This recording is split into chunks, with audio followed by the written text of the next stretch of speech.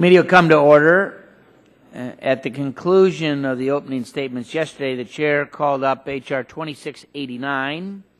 The bill was open for amendment at any point, and the chair recognizes Mr. Gardner for the purpose of offering an amendment in the nature of a substitute.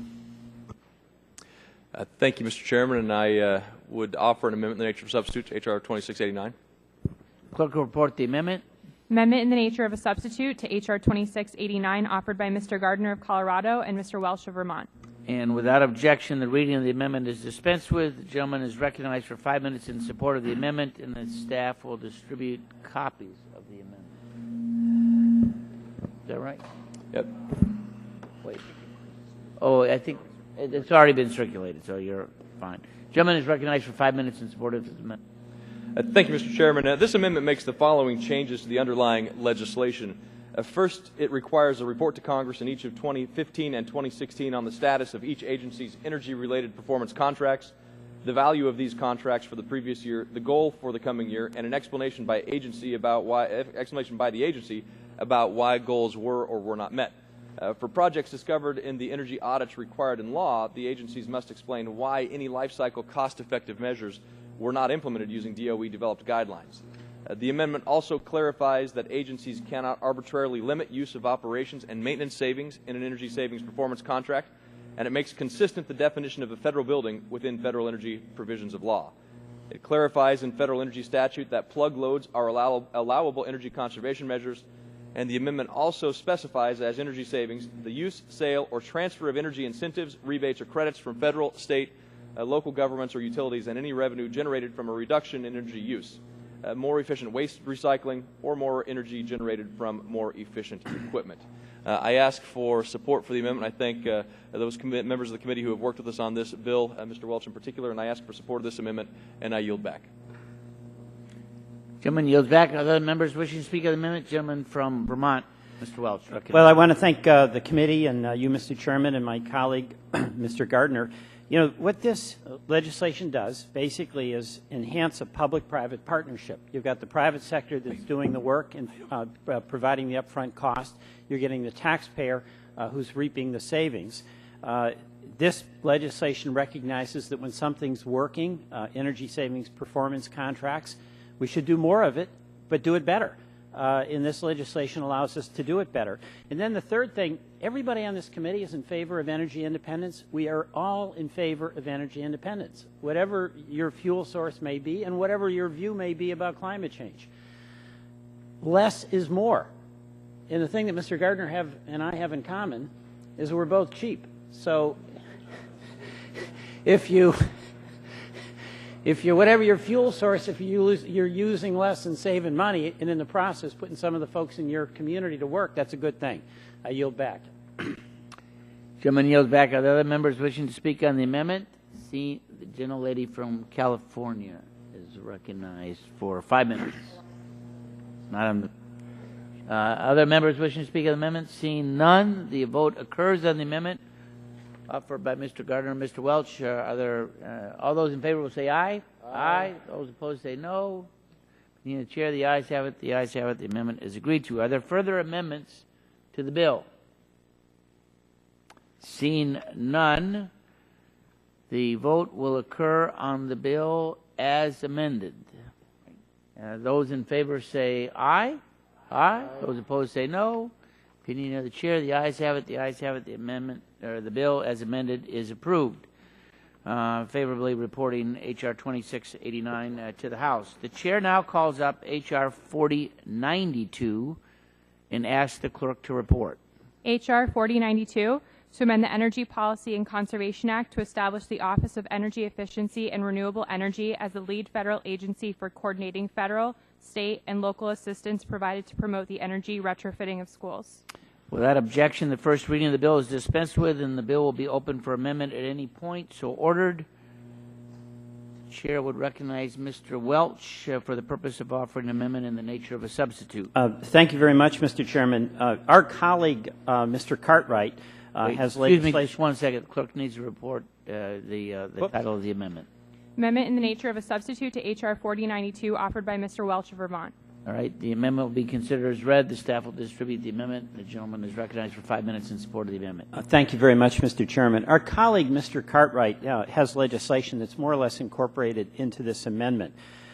This amendment will replace the entire bill with language that's been worked out with the chairman and the ranking member in the relevant agencies. And, of course, I do thank the chairman and I thank the ranking member for their leadership on this. Our amendment will establish a clearinghouse through the Office of Energy Efficiency and Renewable Energy to disseminate information on federal programs and financing mechanisms that can be used to develop energy efficiency, distributed generation, and energy retrofitting projects for schools. So we all have schools. They all have big expenses with utilities, and anything that's out there that will help them save money is going to be good for property taxes and good for instruction. You know, we've got a lot of initiatives, federal initiatives, that are already available to help schools, but these programs, they're spread across the entire federal government, making it very difficult for some of our small school boards, even big ones, and time-consuming and costly just to identify them. So this amendment seeks to address that problem by clearing up some of the bureaucratic obstacles to schools that are seeking assistance for energy efficiency upgrades, all at no additional cost to the taxpayers. K-12 school districts spend literally billions of dollars on energy each year, and lowering the energy bills for those schools is going to help control costs. As I mentioned, good for the taxpayers, certainly in Vermont, but I'm sure that's true for all of us. It's going to make classrooms more comfortable in the hot weather and in the cold weather. And by the way, that's good for instruction. We don't want our kids in overheated or too cold schools. I want to thank Mr. Cartwright of Pennsylvania for authoring this legislation and working with me on this effort. I ask my colleagues to support this amendment in the underlying bill. And Mr. Chairman, I yield back. Gentleman yields back. I just like to say we commend your work on this and look forward to supporting it. Are there other members wishing to speak on this amendment? Seeing none, the vote occurs on the amendment in the nature of a substitute. Those in favor will say aye. Aye. Those opposed say no. You need a chair. The ayes have it. The ayes have it. The amendment is agreed to. Are there further amendments to the bill? Seeing none, the vote occurs on favorably reporting H.R. 4092 as amended to the House. All those in favor will say aye. Aye. All those opposed say no. You need a chair. The ayes have it. The ayes have it, and the bill is favorably reported. The chair now calls up H.R. 6 as amended by the Subcommittee on Energy and Power and will ask the clerk to again report. H.R. 6 as amended by the Subcommittee on Energy and Power on April 9, 2014.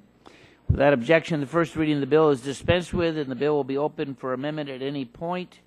So ordered. Are there any amendments to the bill?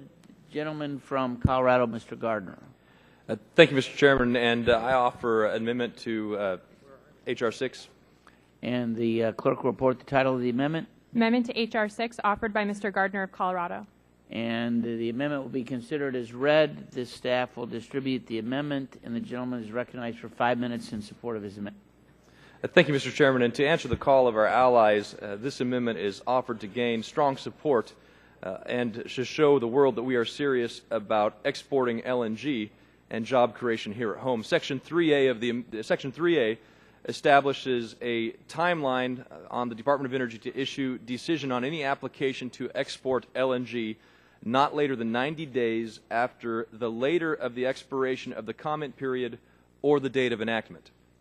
For those aggrieved by the DOE decision or its inaction, Section 3B of the amendment provides that the venue for an appeal shall be the Circuit Court of Appeals in which the facility is proposed. It further provides that such an appeal will receive an expedited consideration by the court. This amendment, while imposing a deadline on DOE to take action on pending applications, does not predetermine the outcome, leaving Department of Energy to address each application according to its existing promulgated rules and regulations. This amendment provides for an expedited judicial review in the event an aggrieved party seeks such a review in the court. This amendment does not interfere with the determinations to be made by the Department of Energy. The amendment does not alter the substantive law established by the Natural Gas Act. While this amendment does establish a timeline on DOE to issue a decision, it places the burden on the aggrieved party to pursue a remedy. It does not deem the applications approved. Again, I say it does not deem the applications approved. This amendment does not substitute the will of the Congress over the deliberative process of the federal agency. It merely places a timeline on DOE to conclude that deliberative process with the burden on the aggrieved party to take the initiative through the court and not the Congress. And I would encourage my colleagues to vote for the manager's amendment to H.R. 6. Yields back. Chair would recognize the gentleman from California. Thank you, Mr. Chairman. I appreciate that Congressman Gardner is proposing some changes in an effort to broaden support for his bill, but I don't think the proposed changes really address the major concerns that have been raised, and the amendment actually raises some new concerns. The amendment establishes a new deadline for DOE to decide on applications within 90 days of the close of the public comment period or enactment of the bill, whichever comes later. Well, for nearly all of the 24 pending applications, the comment period is already over. So this provision would require DOE to simultaneously review and make a decision on virtually all of the pending applications within 90 days. I don't think that's realistic. FERC environmental reviews haven't been completed for any of these applications, so the deadline would force DOE to rush its review of the application and make a final decision without any environmental review. This is likely to have unintended and counterproductive results. If DOE is forced to make a decision on an incomplete record, it may have no choice but to deny the applications. That's exactly what happened when Congress passed legislation forcing the President to make a decision about the Keystone XL pipeline on an unworkable timetable. He had to reject the application. I don't see how that outcome helps the LNG export applicants. Another possibility is that DOE will decide that it has no choice but to grant all of the pending applications within 90 days without an adequate review because of the existing statute placing the burden of proof on opponents of an export application. Well, that result would be no different than the original bill. The original bill would automatically grant all of these applications. The original bill really said, why review application? Just allow export. Either way, the unworkable deadline results in a meaningless and inadequate public interest review. A meaningful process provides time for the agency to consider issues raised by the public and the environmental review and allows the agency to make an informed public interest determination based on a complete record. There's not much point in preserving a public interest determination if the review is going to be so truncated that there's not an opportunity to weigh the pros and cons. Bear in mind, if this amendment passes, LNG will not be exported from the U.S. any faster. Nothing in this bill affects FERC's permitting of the actual LNG export terminals. FERC's process takes longer than the DOE process because it necessarily includes an environmental review and site-specific analysis. So rushing the DOE review is not going to speed up the construction of these projects. With this amendment, we get all of the disadvantages of a truncated DOE process with none of the advantages. This amendment and the base bill both have significant problems. Whether we adopt this amendment or reject it, we should vote against the underlying bill. I yield back my time. Gentleman yields back. Are there further comments to the amendment offered by the gentleman from Colorado? Mr. Green is recognized for 5 minutes. Thank you, Mr. Chairman. And first of all, I want to thank Mr. Gardner for working with some of us on the bill. This amendment is a compromise on what the original bill is. The DOE currently takes about 2.5 years to approve these permits. FERC is about 18 months. None of the environmental reviews are done through the Department of Energy. They're done through FERC. What this amendment only affects is the Department of Energy's permitting process, and that's why instead of the original bill said deeming, we would just deem all these permits approved. This actually keeps Department of Energy in the program, and 90 days after the closing of the comment period, they have to make a decision. It could be yes or no, but they have to make a decision. So That's why, because some of you know that I represent a substantial chemical industry. And my worry, if we open the door all the way, that we will end up seeing world prices on natural gas. That may be great with my producers, but it's also not going to be good for my folks downstream and our electric utilities. So that's why I want DOE to be part of the process, but I also don't want to have the 2.5-year delay that we're seeing now.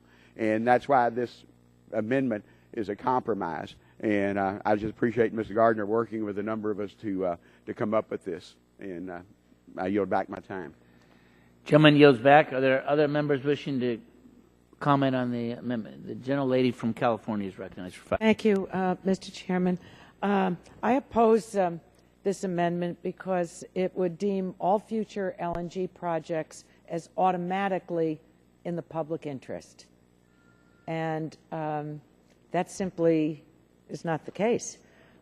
We need to keep in mind that despite our nation's recent boom in natural gas production and the talk and the suggestions relative to helping Ukraine and Europe, the United States is still a net importer of natural gas. We currently are on track to produce more gas than we consume by 2016, which is excellent. But if every pending LNG export project were approved, we would be exporting over 40% of our average daily consumption overseas. And this, no doubt, will drive up prices for American households, for the American consumer, and American businesses. So in the rush to accomplish what the underlying bill has, I think that lawmakers really need to be highly cognizant of the impacts it's going to have on American businesses and American consumers. There have been recent fluctuations in the natural gas inventory levels in our country, and that should, again, elicit caution on the part of all of us as lawmakers who are eager to export large quantities of LNG. At the beginning of April this year, inventories were 50% lower than at this time last year, and nearly 50% below the lowest level of the last 5 years. So that is a very important indication, and I think it needs to be paid attention to. Low inventory levels leave consumers vulnerable to price spikes and supply disruptions if production doesn't keep up with demand. So we're not at peak volumes, steady volumes, where we can afford to export, and I think that there is real cause concern in this in the underlying legislation relative to American consumers, the public interest, and American businesses. The DOE does have an established process to make this public interest determination, and the process has approved 7 projects so far. It has a schedule for considering the remaining 24 pending applications. I think if you really start throwing sand in the gears, that it's going to not only mess up the market, it's going to hurt consumers, it's going to hurt businesses, and we're not taking into consideration the recent fluctuations, which is a very, very important consideration relative to this. So I think for any future project, this amendment would deem it automatically in the public interest as long as it's exporting to a WTO member nation. It has practical purposes, but there are, I think this is riddled with problems. I don't think that this is a clear-cut case. I think it's being presented as one, but I think that there are some very broad, important implications in this that we all need to take into consideration. And for those reasons, I oppose the amendment, because the bill simply does not automatically have these projects deemed in the public interest. And at the end of the day, that's what we're here for. I'll yield back. Gentlelady yields back. Chair to recognize the gentleman from Texas, Mr. Barton, for 5 minutes. Mr. Chairman, I rise in support of the Gardner amendment to the pending bill. I think it's important to reiterate what the bill does. The bill does, unamended, changes current law permanently for all projects under consideration and projects that might be presented to the Department of Energy in the future. Mr. Gardner takes a step back and says, let's just clear the pipeline, so to speak. For the projects that are over at DOE, they have to be reviewed and a decision made 90 days after the comment period. Now, we have some projects at DOE that the comment period's been closed for over 2 years. There are a few projects that the comment period is still open, but the vast majority of these projects, the comment period's closed. Mr. Gardner says give them 90 days after that, and let's go forward. Now, the reality, you know, there are not going to be hundreds of LNG terminals built off the coast of the United States. The world market is big, but it's not that big. You're going to have 1 or 2 on the East Coast and 1 or 2 on the West Coast and maybe 2 or 3 on the Gulf Coast. And the probability is that within the projects pending at DOE, that will be the universe from which the projects that actually get funded are built. And as Mr. Waxman has pointed out in his comments earlier, this doesn't change any procedure at FERC. This simply says the Department of Energy clears the projects that are currently under review to determine whether it's in the national interest, and then they go to FERC. FERC has approved one project, which is going to be built, and I think there are 7 projects that are still pending. The Gardner bill and the Gardner amendment doesn't change any process at FERC. It's simply, if this amendment is enacted, and I hope it will be, and I hope it's on a bipartisan basis, the projects that are already at Department of Energy will be reviewed as soon as the comment period is over within 90 days, and either a green light will be given or a red light will be given. And since the current law is you have to prove it's not in the national interest to disapprove, the probability is that all these projects will be approved and sent to FERC. So I support the amendment, and I hope we pass it on a bipartisan vote. And I yield back, Mr. Chairman. Gentleman yields back. Other members wishing to comment? Gentleman from New York, Mr. Tomko. Thank you, Mr. Chair. I move to strike the last word. I reviewed the list of applications that DOE has received for LNG projects and requests for exporting natural gas that was last updated at the end of March. Since applications for export to countries with which we have a free trade agreement essentially are approved automatically, plenty of gas could be and can be exported. Of the non-free trade agreement applications, DOE has approved 7 of these already. What is the problem that this bill is supposed to be fixing? None of this is giving any serious consideration to the potential impacts on our economy, on our ability to rebuild our manufacturing base, and to consumers' pocketbooks, of allowing gas exporters to commit to sending large volumes of gas to the world market.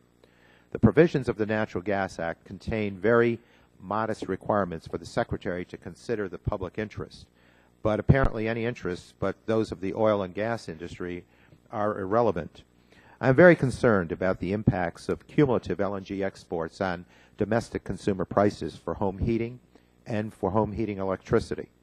And I fear we are exporting away the competitive advantage of lower energy prices that we need to spur our domestic manufacturing base. As the witness representing the American Public Gas Association pointed out, both studies commissioned by the Department of Energy, by the Energy Information Agency, and by NERA conclude that LNG exports will raise domestic natural gas prices. While this is obviously a benefit to gas producers and marketers, higher heating and electric bills are not beneficial to the many Americans who rely on natural gas for heating and cooking, and whose electricity supply is based on natural gas generation. Higher prices for natural gas are not beneficial for small businesses, and they will not encourage reinvestment in our domestic manufacturing base. Natural gas price increases when supplies are drawn down, and that is the effect of exporting. This past winter provides an example of the type of situation I'm concerned about, that we should all be concerned about. In New York, as in many other parts of the country, we experienced one of the coldest winters on record. As a result of the increased demand for natural gas for both heating and electricity, the wholesale commodity price for electricity increased to a level 122% higher than last year. That cost resulted in higher electric and heating bills for individual homeowners and for our businesses. Electricity prices tripled in my area. This situation led to a significant hardship for everyone, especially our residents with low or fixed incomes. It impacted many businesses also, both directly and indirectly, as costs of operations were increased and as consumer dollars were diverted to paying higher utility bills, reducing sales revenues. LNG export contracts are long-term agreements to supply natural gas to other markets. As we also saw with propane, when the domestic supplies fell and prices rose, there was no quick fix or significant pullback of exports. So the domestic natural gas boom was supposed to offer our nation and its citizens some benefits.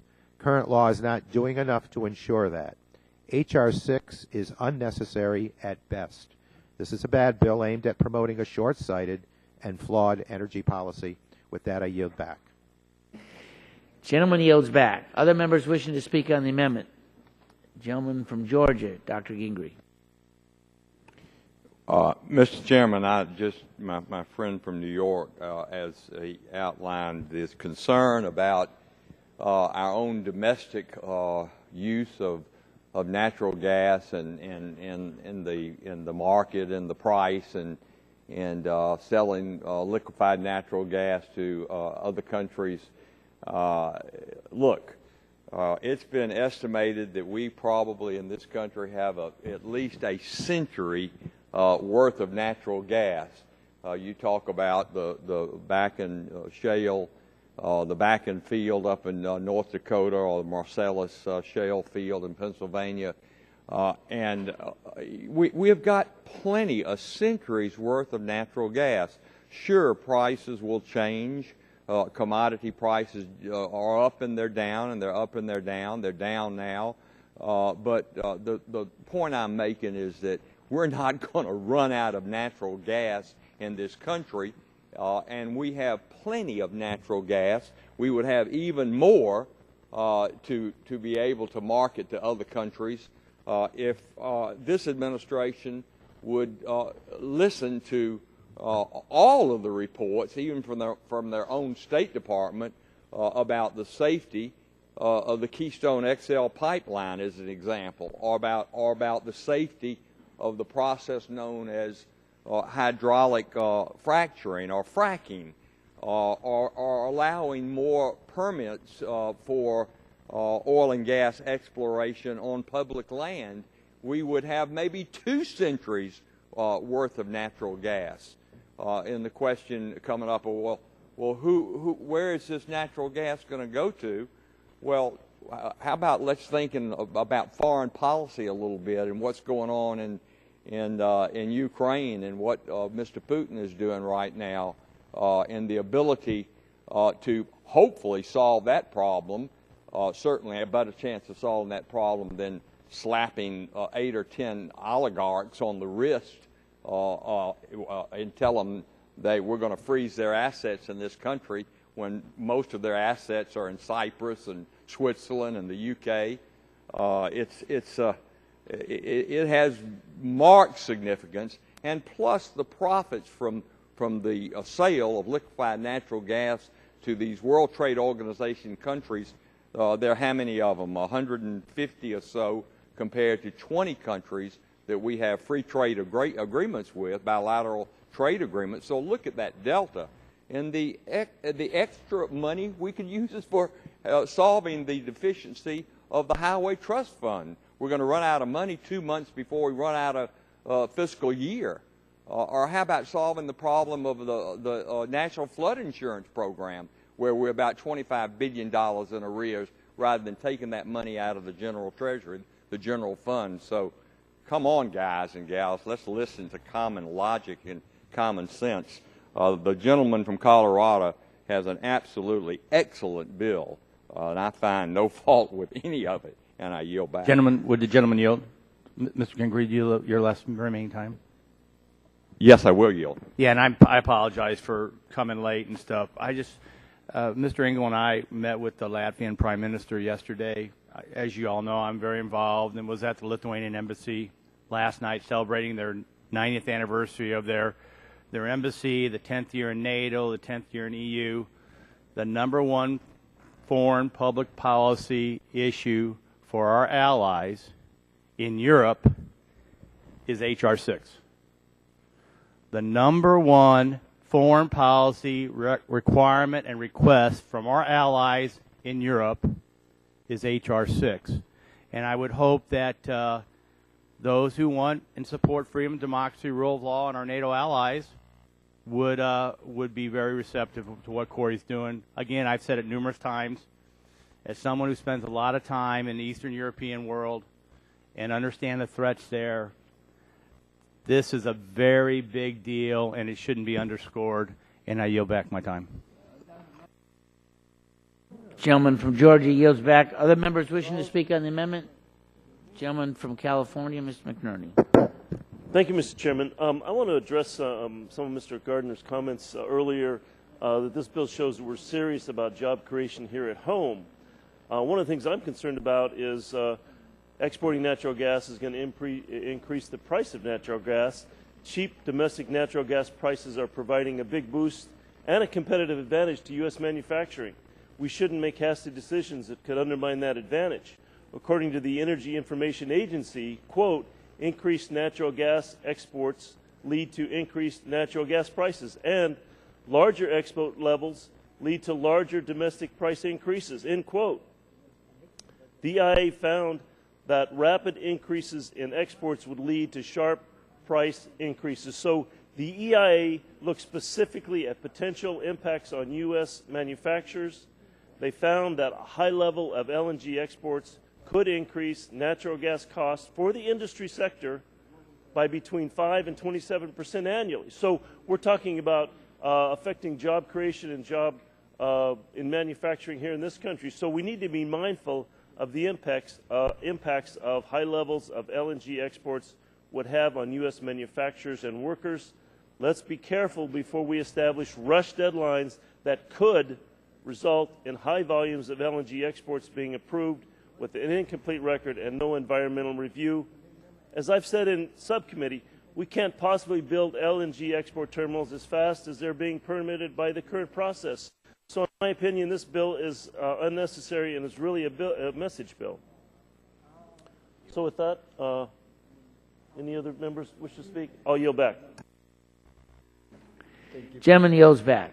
Other members wishing to speak on the amendment? Mr. Chairman. Mr. Chairman. Gentleman has had his 5 minutes. Gentlelady from Tennessee is recognized. Thank you, Mr. Chairman. I yield my time to the gentleman from Colorado to speak on his bill. I thank the gentlelady from Tennessee for yielding. Just a couple of points on this issue of employment. I think it's important to point out that Dr. Montgomery with NERA, an economist, said, and he was the lead consultant and author of the DOE study, testified that LNG exports would take upwards of 45,000 workers off the unemployment rolls over the next 4 years. 45,000 workers, according to the same study that's been cited, could be taken off of the unemployment rolls in this country over the next 4 years if this bill were to pass. And as far as messages that this bill sends, we heard the message from Dr. Orban from Hungary, who said that the message this bill sends to the world is that the United States is serious about helping us and helping wean ourselves off of energy from aggressive nations like Russia. That's the message that this bill sends. It sends a serious signal to the world that the United States is ready, willing, and able to help our allies. We've heard testimony and statements from Hungary, Lithuania, Czech Republic. Mr. Shimkus talked about the allies that we have who are saying their number one foreign policy or their goal is to pass H.R. 6. And when it comes to manufacturing, here's a letter from the National Association of Manufacturers in support of H.R. 6. Here's a letter from the Colorado Association of Commerce and Industry in support of H.R. 6. These are manufacturers who recognize that we can increase productivity, we can create jobs, we can take people off of the unemployment rolls if we pass H.R. 6. And I would also point out this. According to the study that was done by NERA, it talked and addressed the issue of price increases, saying that they simply will be offset, not materialize, because they will be because of the economic development opportunity that this bill will create. And I'm sorry that I can't find the. That's okay. Sorry that I can't find the. So there it is, right here. According to the NERA study conducted for the Department of Energy, it dispels completely the myth that LNG exports will increase the cost of natural gas or create volatility in price.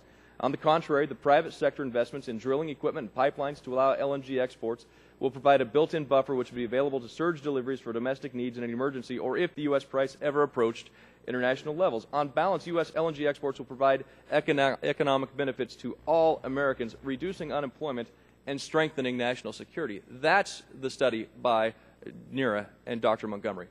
Thank the gentlelady for her time, and I yield back to the gentlelady. Mr. Chairman, would the gentlelady yield? I will yield, but first I want to congratulate Congressman Murphy on the arrival of little Thomasina, his granddaughter, who arrived last night, and all is well there. I will yield to the gentleman from Texas, and then I want to yield to Mr. McKinley. To the gentleman from Texas. Thank you. I just want to put us in the process of where we're at. If we vote down the Gardner Amendment, we go back to the original base bill. From our side of the aisle, that's worse than this amendment. If you want to make the bill a little better, then you vote for this amendment. You can vote against the final passage if you want. But this is an effort to improve the bill so we can at least keep the Department of Energy in the loop. And so that's what we're voting on in this amendment. And I thank you for yielding to me. Reclaiming my time, and I yield to Mr. McKinley. Thank you. I just wanted to get back to the sponsor of the amendment and just comment that there are reports when we hear about this discussion about gas prices increasing when you export. These studies were the same remarks that were made back in the 50s and 60s when we were talking about, Congress was talking about exporting coal. Before we did that, they were saying that's going to increase the price of coal. We now probably export coal in America about 15% of the production. 15%. 150 million tons are exported from America. And there has been no increase in the cost of fuel, of coal, as a result of that. So I just wonder if these are just scare tactics that possibly could be there. When it's proven in history, other resources when we export have not driven up the price. I thank the gentleman for yielding back. I yield the balance of my time. Mr. Chairman, I move the previous question. The question is asked, move the previous question. Are there any objections? Seeing none on this amendment. The vote occurs on the amendment offered by the gentleman from Colorado. Those in favor will say aye. Aye. Those opposed say no. Opinion of the chair, the ayes have it. The ayes have it. The amendment is agreed to. The amendment is agreed to. Are there further amendments to the bill?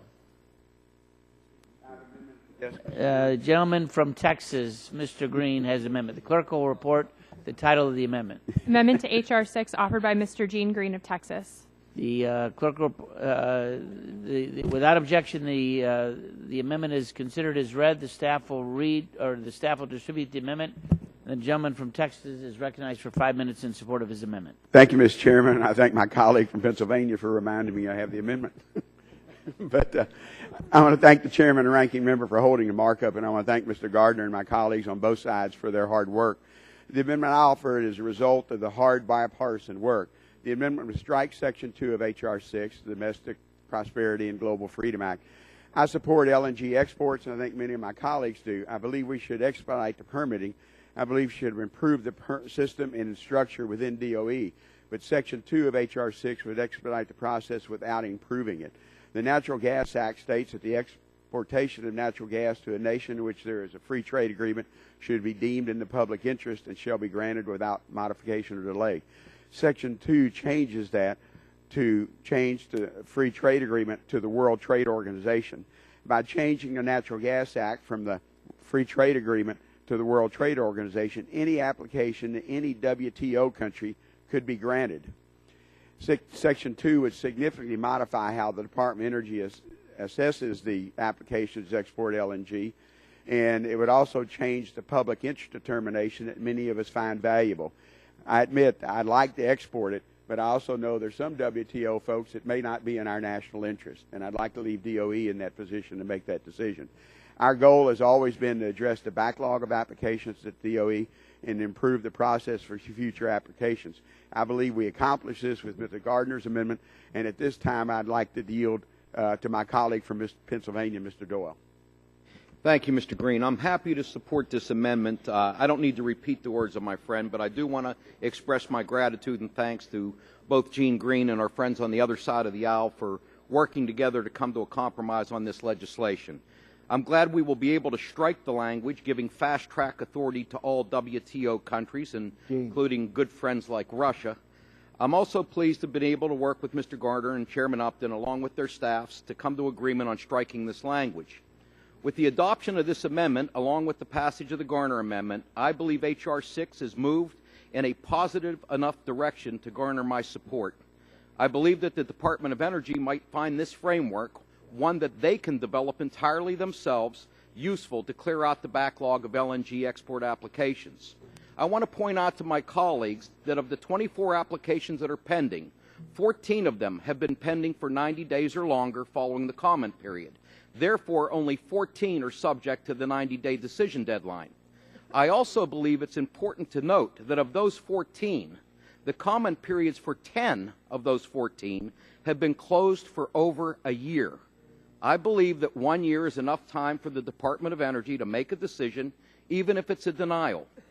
It's my strong hope that such a framework will be a tool to aid the Department in dissolving the queue of pending applications and providing guidance for additional applications. We know full well that most of these facilities will never be built, but each deserves a fair shot and a timely decision from the DOE. I still have significant concerns about the feasibility of the 90-day timeline for DOE to approve closed applications. But I have been assured by the majority that this is an issue that we can work together on along with the Department of Energy. For meaningful change, the Department must be given guidelines that are actually manageable, and I look forward to working with Mr. Garner and Mr. Upton to come to a reasonable time frame for DOE before this legislation comes before the full House. Therefore, with the passage of this amendment and with the understanding that the 90-day time frame is subject to change pending further research and discussion, I'm inclined to support this legislation. Will the gentleman from Texas yield to me? I'll be glad to yield the remainder of my time. I want to indicate my support for your amendment. This strikes a section of the bill that automatically approves all applications to export LNG to any of the 159 World Trade Organization member countries without any determination by DOE that they are in the public interest. And I think that's a good change. This amendment, however, doesn't fix all the problems with the bill. It's a clear improvement. I'll vote for this amendment, but I certainly am not going to vote for the bill, and I thank you for yielding to me. Would the gentleman yield as well? I just want to say I appreciate the words, the being able to work on both sides on this, and I just want to confirm that we continue to be open and have discussions before the bill gets to the floor, and a number of discussions that will take place prior to then, and look forward to your constructive input as we've done already in the last number of weeks, and yield back. Question. Are there further additional members wishing to speak? Let me yield to the gentleman from Pennsylvania. Thank you, Mr. Chairman. Just move to strike the last word. I'm in agreement with the amendment, and just pointing out that this is my granddaughter was born yesterday, and that's all I really wanted to talk about. So 6 pounds 9 ounces, Thomasina Murphy DeSantis, and I yield back. Thank you. Gentleman yields back. Thank God she doesn't look like Murphy. Yeah. Mr. Waxman was wondering why it wasn't Henrietta, but the chair would recognize the gentleman from New York, Mr. Engel. Well, thank you, Mr. Chairman. It's difficult to compete with Mr. Murphy after that announcement, but congratulations to him. I'm going to support the Green Amendment because it removes the problematic WTO language, and I did support Mr. Gardner's amendment because I feel that it improved the bill, although I think we still have a way to go. I hope that we will continue to work on the 90-day timeline for the DOE decision on applications as we go to the floor. And let me say that I'm really very conflicted about this, because I do believe very strongly that to counter Mr. Putin and some of the Russian blackmail that we see, the United States needs to be an exporter of energy. But of course, the devil is in the details. Fracking, the whole process continues to be problematic. But I do hope that the United States will look at the policy as we move to the future, where the United States could and should be a net exporter of energy. I think that if we don't do that and we stay mired in the past, we're going to pay the price down the line. One of the reasons we're having difficulty in getting our European allies to go along with us in terms of sanctioning Mr. Putin is that they rely on him, on Russia, for their energy needs. And if we can somehow lessen the reliance that countries like Germany and others have on Russian needs, their needs on Russian energy, I think in the long run we'll be doing this country a very good service. But of course, the devil is in the details, and we have to be concerned with environmental concerns, with fracking and other things. But I do hope that we can come together. This is not going to be something that's going to be done in this legislation, but I do hope it's something that we will all take seriously, because it really is a national strategic priority as far as I'm concerned. And I yield. Would the gentleman yield? Yes. I thank the gentleman from New York, and I have a question for General Counsel. Are there other similar pieces of legislation to H.R. 6 that are currently before us? Are you saying that as far as they deal with LNG exports? Yes. Yes, there have been other pieces of legislation that have been introduced that were put in the jurisdiction of the committee. That includes Mr. Poe's legislation? Yes. Mr. Poe, I believe, has introduced 3 separate pieces of legislation, and I believe all 3 have gone to the primary jurisdiction of this committee. And are there any similar pieces of legislation in the Senate? Yes, I believe that there is one that's similar to a piece of legislation that Congressman Turner from Ohio introduced. I believe that Senator Barrasso introduced a companion piece. Senator Mark Udall also introduced a bill, and Senator Begich from Alaska also introduced a bill. I appreciate that. And to my colleagues that had the conversation yesterday, I appreciate the emphasis on H.R. 6, but did the other 4 or 5 pieces of legislation come up as priorities as we were having that conversation? And it's not my time to the gentleman from New York, but if someone's able to respond to that. And what I would say is I'm inclined to support, I'm definitely supporting the Gene Green legislation. I'm inclined to support the Garner legislation as well. But Mr. Chairman, as we also approach this conversation, I hope that some of the attention that was brought to us that suggests that there's delays in processing these applications, that we also look at staffing levels for what's happening there, and that we find a way to work together to necessarily staff up so that we can get rid of those backlogs as well. And I hope that that's a way that Democrats and Republicans can find a way to work across the aisle. And I would yield back the time back to the gentleman from New York. And I don't know if the gentleman from Illinois or New York are able to respond to the question. If the gentleman would yield, I can just respond to one of those pieces of legislation. The Turner legislation was LNG exports just to NATO countries. So in the internal debate, it was decided it'd be easier to move on the WTO, but now with the provisions that Mr. Doyle has addressed, that there should be some discriminatory aspects on some of the people who are WTO. So I think some of that discussion was involved, but the Turner was NATO specific versus WTO in total. Yield back. Let me say before I yield back, I'm certainly willing to work with all my colleagues on both sides of the aisle to address environmental concerns as we look to find an appropriate vehicle for exporting LNG. And I yield back. Gentleman's time has expired. Are there other members wishing to comment? Seeing none, the vote occurs on the amendment offered by the gentleman from Texas. Those in favor will say aye. Aye. Those opposed say no. Opinion of the chair, the ayes have it. The amendment is agreed to. Are there further amendments to the bill? Seeing none, the question now occurs on passage of the bill as amended, H.R. 6 as amended to the House. All those in favor will say aye. Aye. Those opposed say no. No. Opinion of the chair, the ayes have it. Roll call has been requested by Mr. Barton. Clerk will call the roll in asking Mr. Waxman first if he's still here. I know he had an urgent appointment. If you call the roll, starting with Mr. Waxman and go to the Republican side. Mr. Waxman? Maybe.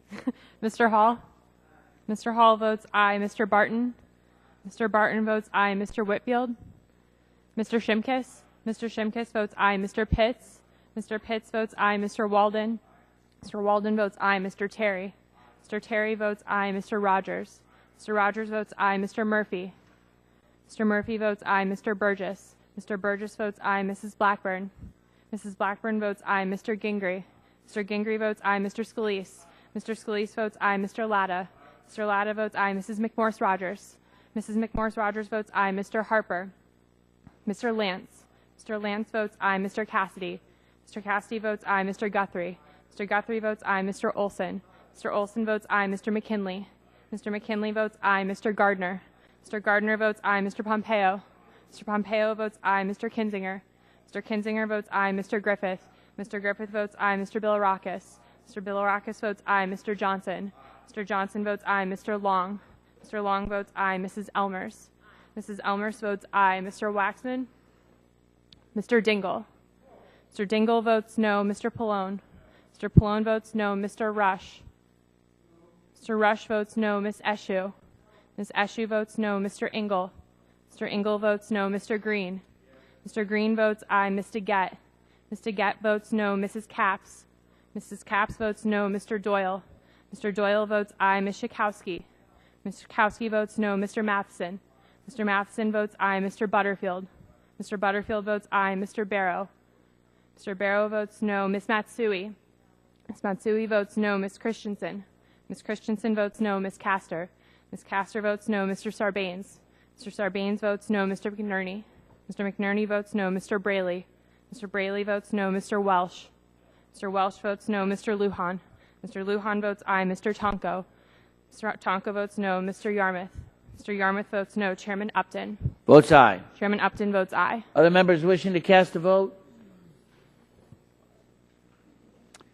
Seeing none, the clerk will report the tally.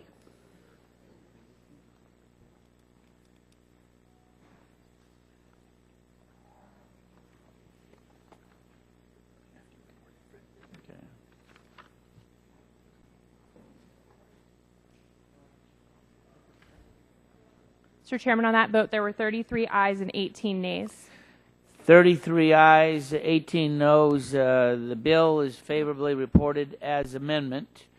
Without objection, the staff is authorized to make technical and conforming changes to the legislation reported by the committee, and the committee stands adjourned.